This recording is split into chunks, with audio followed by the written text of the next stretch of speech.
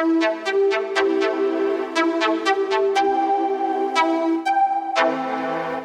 your host, Andrea Bazemore, and welcome to another episode of The Black Apple, where we talk about education and social justice in the classroom.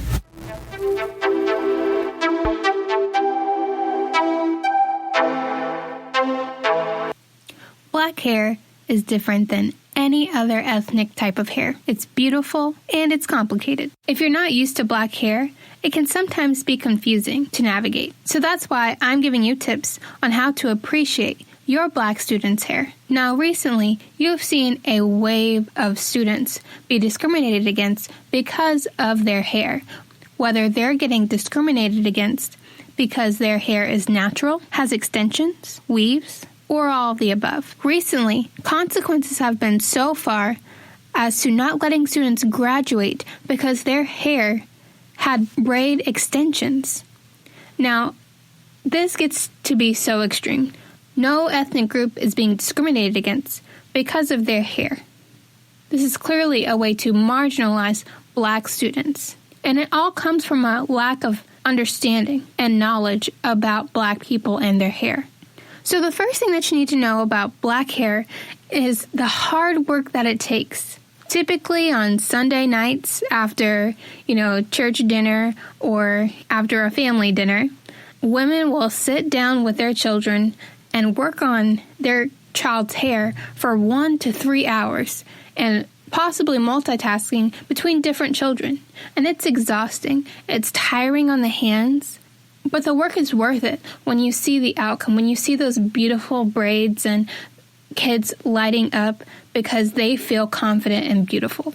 Hair is beauty in the black community. So when we have systems not appreciating our beauty, it again tells us that the system does not appreciate us. And the other thing to note is that sometimes it can be hard to sleep in these different hairstyles the first couple of nights. So when you have students with a new hairstyle and they come to school a little sleepy, that's possibly why. They were probably up later past their bedtime because their mom wanted to make sure that they were presentable at the school. So applaud those efforts. Know that that's going on in the home, but also recognize the beauty and the effort that it takes for not only the women in the household, but for the children. Recognize the hard work and appreciate your black students when they come into school with fresh new hairdos. Because again, it's telling that child, telling that family that their efforts don't go unnoticed. It's also important to know the difference between different hairstyles. There's braids, there's flat ironed hair, there's permed hair, crochet braids, weave, extensions. I could go on. So when you're complimenting the hairstyle, make sure that it's the right compliment. Nothing's worse than being marginalized in a comment that's supposed to be uplifting. Know what you're talking about, or generalize the comment. But don't get too worked up and think that you know something that you don't, because it takes away from your efforts what you really want to communicate. And it, again, shows that you don't really understand the beauty that is my culture. And, there's also different accessories that go into hair that is so beautiful to see in black children. There's barrettes, rubber bands. They call them bobos. They're little balls. And if you work with young black children, you know what I'm talking about. And it's colorful. It's vibrant. It can be annoying to have in your hair as someone who had every single one of these.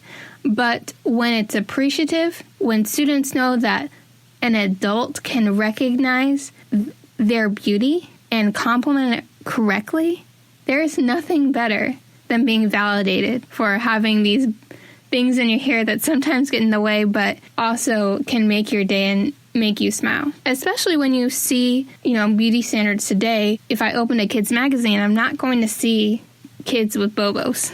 I'm not going to see kids with barrettes. I might see kids with braids, but I'm mainly going to see silky straight hair that's down and that doesn't look like me. If you compliment a kid on a haircut, you can compliment a kid on a new hairstyle. Just because their hair may look the same and different colors changed out, acknowledge your kids for the small differences that they have, because it's worth it. And you know what? Search on Google for a beauty supply store and go into one and experience the different options and the different things that we can do with our hair yourself. Step out of your comfort zone to understand your student's culture. There's nothing worse than a teacher that doesn't understand the basics of who and what a student is. Just know some basic knowledge on respect for black hair. Don't touch black hair. Don't touch your student's hair, especially after it's freshly done. Okay, that is hard work. Black hair is like a museum. Look, admire, but do not touch. And if you teach black children, you need to embrace black children and who they are, just like you would anyone else. If you teach us, you need to embrace us. There's nothing worse than feeling like you are just another number in a class. And especially if that starts so young as elementary school and you feel like you are just another person in the educational system, just another student ID number, there's nothing worse than that. Embrace the difference that is black hair, especially if you have black children in your classroom. There is beauty in our blackness, and there is beauty in us. If you'd like more educational tips, go to theBlackApple.org for more information. Thanks, and remember, education is power, but knowledge is sweet.